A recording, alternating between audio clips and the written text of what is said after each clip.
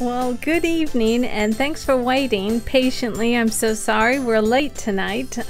Tonight is Shirley Plant. She'll be talking to us about finally food I can eat. I was supposed to be in the kitchen, but it didn't work out. So here we are in the studio, and we're talking to her from Canada. Stay tuned.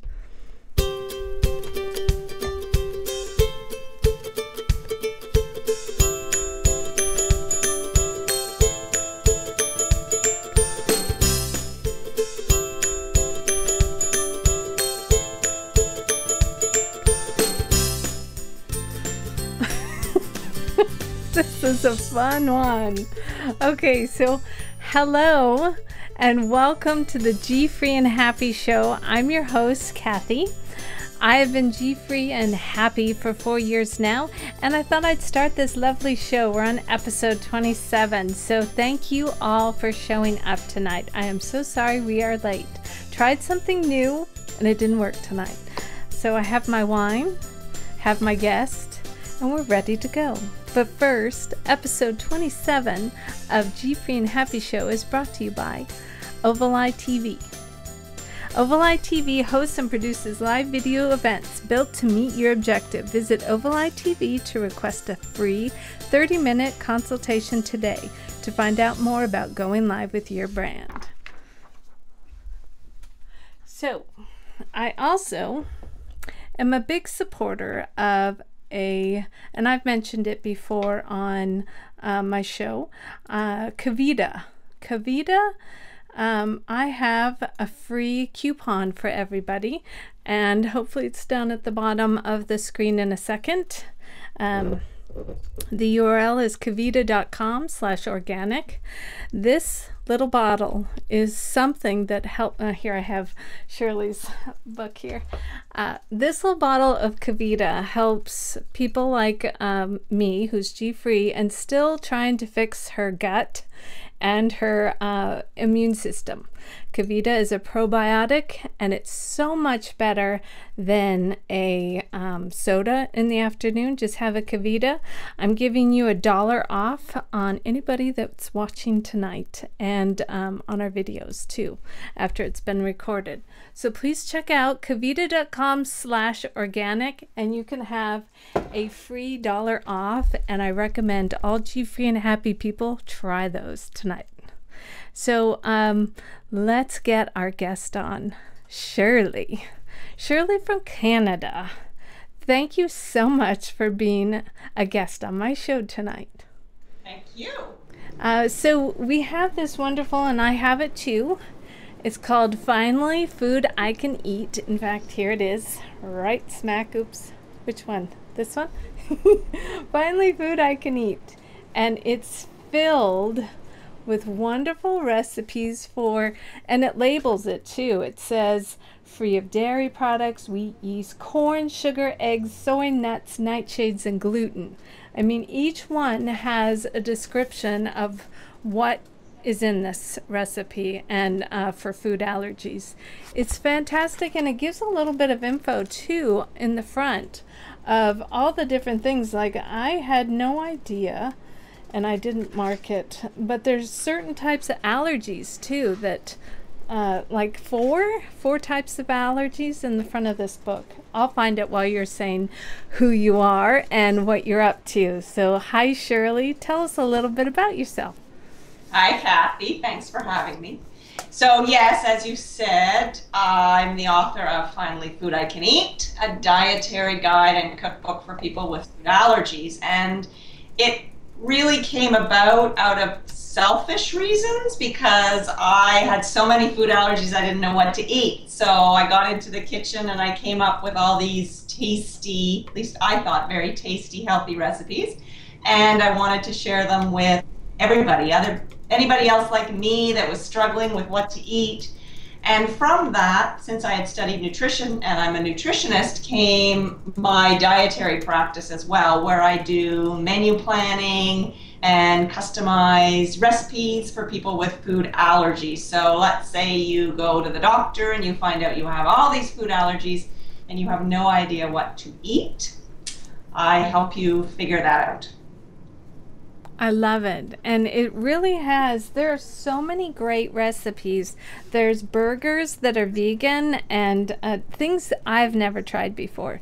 So I'm really happy that I got this in the mail actually today. So perfect timing. The thing I was talking about was allergy types, and you listed 4 different allergies at the beginning of your book, which I thought was interesting. And basically I can't read any of them. One is an anaphylactic. Anaphylactic. And then cytotoxic. Yeah.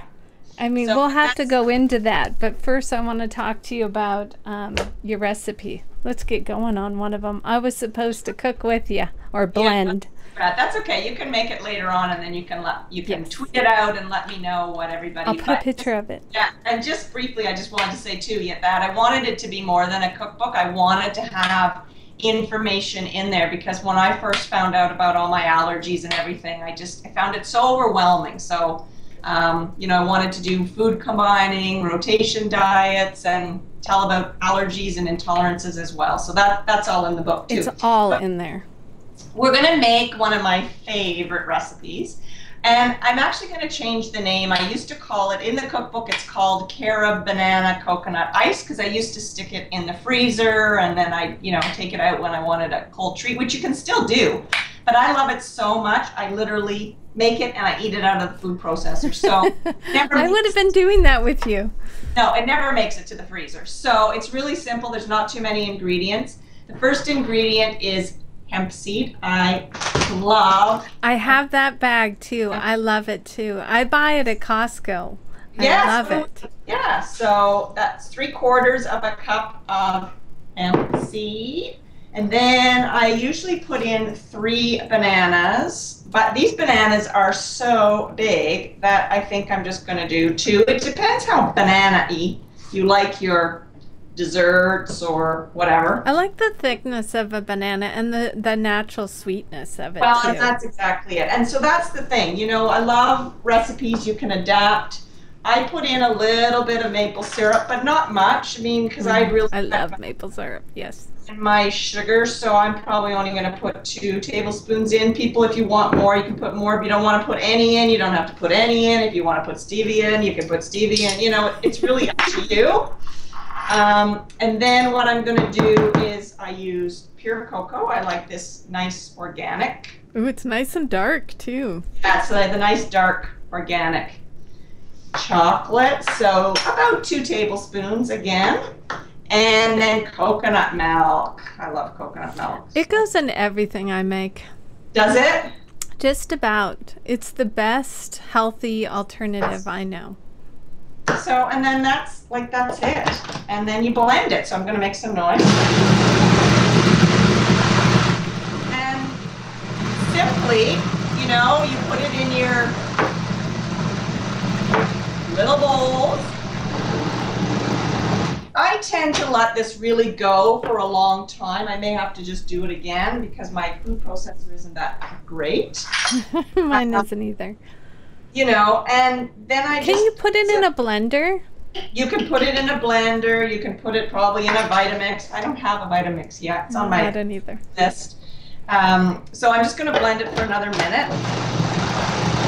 I can make that tonight. It takes like 5 minutes to, well, you said 10 minutes in the blending. Yeah, because I want to break down the hemp because a lot of people don't like sort of a crunchy dessert. I like the crunch. It does have a bit of a crunch, but I actually don't mind it. Yeah, so I would like it. And then you just pour it into you can put it in a really nice martini glass or a nice... I had it already, yes. Oh, do you? Yes. And then, there it is. And I stick it in the fridge and I'll just have to taste it though. Please taste it. Is it good? It's your measuring spoon. Oh my God, it's so good. Is it really chocolatey too? Well, that's the other thing. You can make it as chocolatey as you want. So someone might say, well, I want a little bit more cocoa in there. The wonderful thing about this recipe too is my nephew's girlfriend can't have chocolate, so I made it the other day with Cara for her. And Oh, that's a good idea. you know, with the maple syrup and the banana, it's fantastic. Hello, So, she can't have chocolate. I know. Oh, Gives sad. her hives. Can you imagine? I know. So, and you were saying strawberries. Right now, the season is strawberries, so that would be a really good alternative. And you could, you know, you could take the chocolate out and just put, what I do is I put a cup of strawberries in, and then I only use one banana, and still the coconut milk, and still the maple syrup, and then it's a really nice fruit. Yogurt. I don't know if you call it yogurt or pudding, or I call it pudding. Okay. I really think it's a yummy alternative, healthy alternative pudding compared to, because GFree people cannot have those pudding mixes in No. and who wants them? I mean, if you're doing the healthy stuff, They're try. full of- Yeah. So having this is, and I'm not a big, I love avocados, but I don't love them in my chocolate. So putting bananas in there to make it a little thicker and sweeter would be wonderful. And we're going to go on to the, I want you to do the next one. While you're prepping for a minute, Yesenia, hello Yesenia. She was saying that she loves watching my guests make recipes. And yes, Shirley, finally food I can eat. Yesenia, when you come up here, we will try some of her recipes if you have time. But boy, I'm sharing all these recipes that I make. Good, good. Yes, exactly. And as I was just going to say too, with the strawberry, I mean, you could still keep the cocoa in with the strawberries. Ooh, that would be good would too. be really good, right? Yes, it would. Okay, so the she other has her next. Yes, okay. Simple, simple, simple. I juice every day. I love it.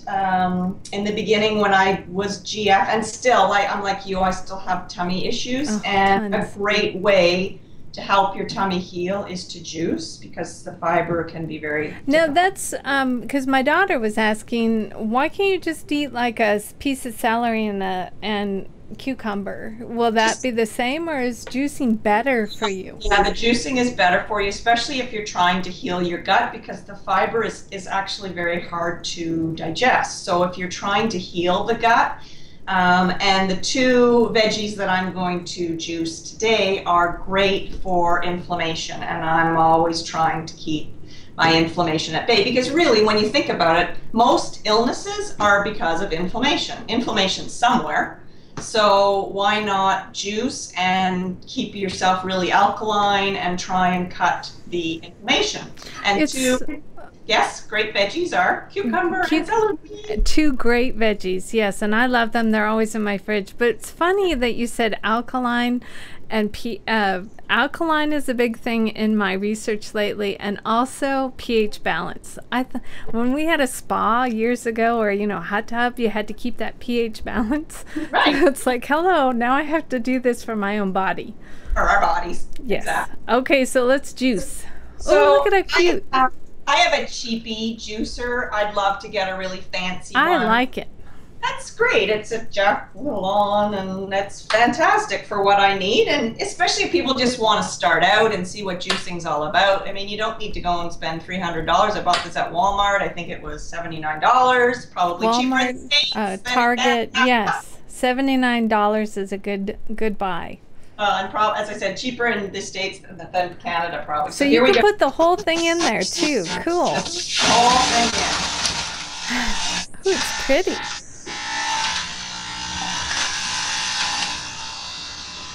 And if I was smart, I would have gotten a wine glass. Maybe Charlie will bring me a wine glass. I have a wine glass. Too bad I can't give you mine. A wine glass. My Disneyland wine glass from my son. Yes. Oh, look at that. Such service. Thank you. Oh, so. How gorgeous is that? It's just, how many celery stalks do you think that was? I did 2 normal size. I like to do the inner part of the celery because I'm an eater. Mm-hmm.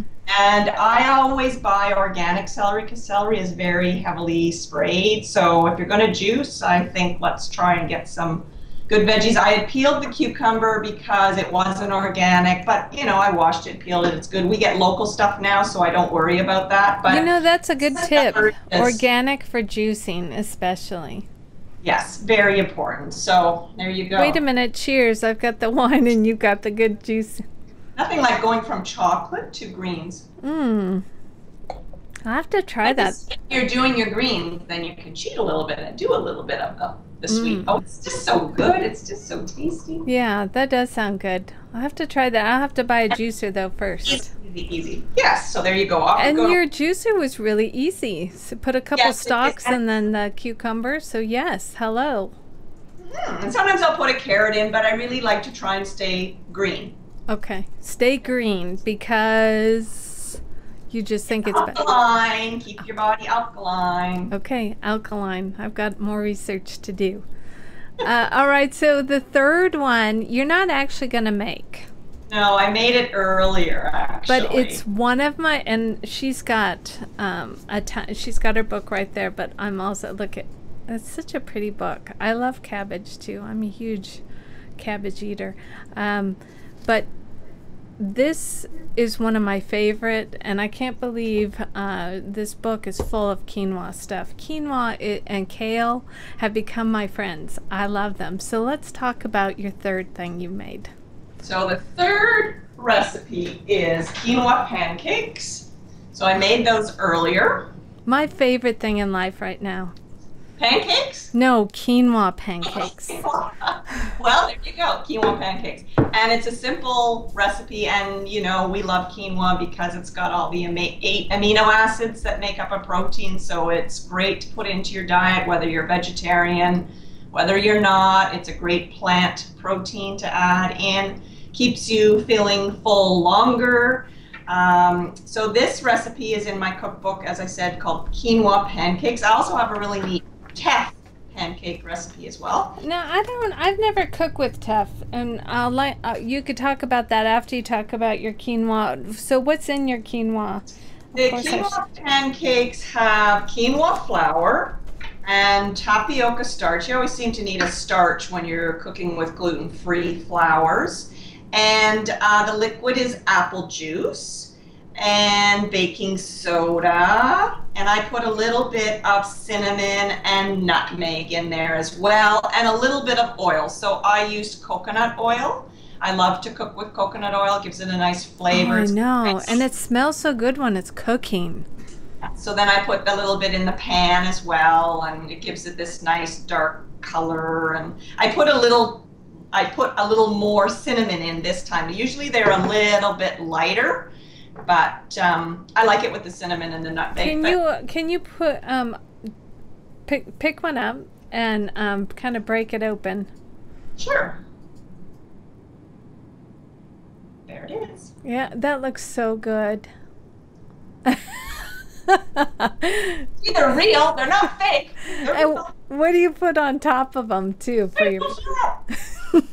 Maple syrup or apple butter or just fruit. But I mean, we come from Canada. We have maple syrup. We just got a whole big gallon in March. So I'm so jealous of that.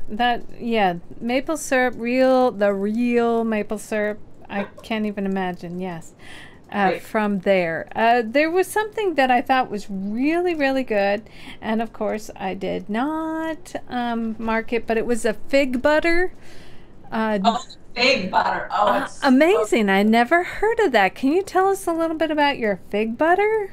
It's so easy to make. Buy some figs, stick them in a pot with some apple juice, a little cinnamon or whatever else, cinnamon stick. Just let them cook down, and then I keep them in like in a glass jar in the fridge, and it's great on gluten-free toast or crackers or even on a celery stick. It's delicious, and figs are really healthy for you. They're really good for you. So. And the once in a while that I have the brie cheese, I like the fig. Oh, delicious. Yes, so that would be really good with that too. It would be. That's a good idea for those are yucky people that can have dairy. I know. I'm amazed at how many recipes are in this book, and they're really easy and hardly any ingredients, and they're really natural ingredients too. Yeah, I wanted them to be easy because a lot of people either aren't feeling well or they just don't have the time. So, and yes, with, you know, when you have lots of allergies, you want as little few ingredients, and you still want some comfort food. So that's why it is both vegetarian and non-vegetarian, because I just wanted to appeal to as many people as I could that have allergies. Well, there's a couple more questions I have, especially that one. I'd never heard of this four allergy types. You give a rundown. Which camera? This one? Okay. Food allergies and intolerance, and then it says allergy types, and it gives the four of them with a bunch of information. The first part of your cookbook is full of great information for food allergies like gluten and dairy. So I want everybody to check this out because there's so much stuff. But can you say a couple little things about these four types?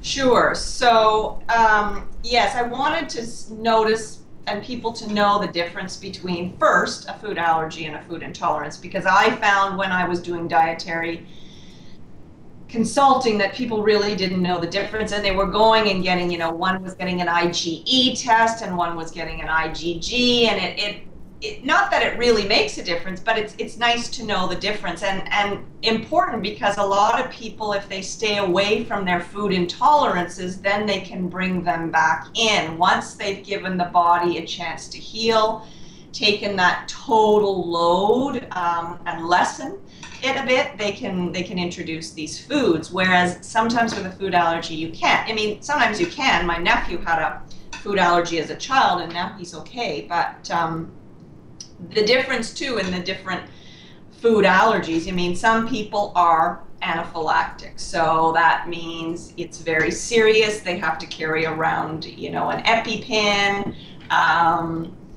A lot of people have that to shellfish or peanuts, but you know what? I've had people coming to see me and their children are anaphylactic to dairy and to, you know, like a type of a bean, a legume. So it's very strange. And then the other thing that I think, and I'll get back to the different types, but the other thing that was really important that I wanted to talk to people about was that a lot of allergies are delayed. So I think it's 95% of food allergies. I read that, yes. Yeah, and 5% are immediate. So it's so difficult sometimes to think you've eaten a food, was it that food that I reacted to? And my first suggestion to everybody is to keep a food diary when you're trying to figure this out. Because sure, if you eat a strawberry and you get hives within 10 minutes, you know, okay, it was the strawberry. But 95% of food allergies are delayed, and they can be up to 72 hours delayed. So you might have eaten something 2 days ago, and you always get a headache 2 days after you have something. Maybe it's quinoa, maybe, you know, but if you keep a food diary, you're gonna, because I don't know, I don't remember everything I eat, I don't remember everything I do, so it's really important to, especially if you have hives, and I've had hives, and so has my daughter. So it's been a kind of take everything back out of the diet and figure out, bring them all back in, and figure out which one. But it is very important that a food allergy and like an intolerance. I have the intolerance. Food allergy, no.